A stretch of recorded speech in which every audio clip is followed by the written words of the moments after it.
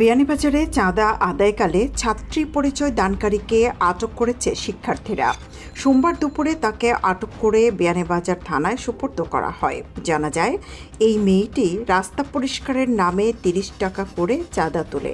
পরে স্থানীয়রা তাকে চাঁদা আদায়কালে হাতে নাতে আটক করেন। বিয়ানীবাজার জামিয়া ইসলামিয়া উচ্চ বিদ্যালয়ের শিক্ষার্থীদের মান উন্নয়নের লক্ষ্যে নিয়মিত কর্মসূচির অংশ হিসেবে 18 আগস্ট বিদ্যালয় অডিটোরিয়ামের হলরুমে এক শিক্ষক অভিভাবক সমাবেশ অনুষ্ঠিত হয়। বিয়ানীবাজারে সনাতন ধর্মাবলম্বীদের বিভিন্ন মন্দিরে সম্প্রীতি সভা করেছে উপজেলা ও পৌর যুবদলের নেতৃবৃন্দ। এ সময় সনাতন ধর্মাবলম্বী নেতৃস্থানীয়দের সাথে সভায় তারা সব ধরনের সহযোগিতার আশ্বাস দেন।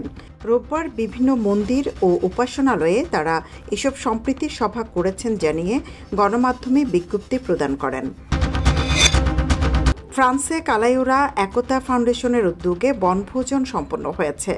রবিবার বিকালে প্যারিসের অদূরে লাকনর্বের পার্ক ডিপার্টমেন্টাল জর্জেস ভালবনে পরিবার পরিজন নিয়ে খেলাধুলা, আনন্দ আড্ডা আর ভোজন বিলাসে মিলিত হয়েছিলেন ফ্রান্সে বসবাসরত কালাইউরাবাসী।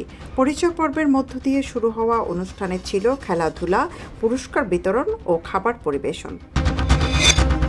সারা দেশে 60টি জেলা পরিষদের চেয়ারম্যানকে অপসারণ করা হয়েছে। পাশাপাশি চেয়ারম্যান মারা যাওয়ায় নাটোর জেলা পরিষদের চেয়ারম্যান পদ শূন্য ঘোষণা করা হয়েছে।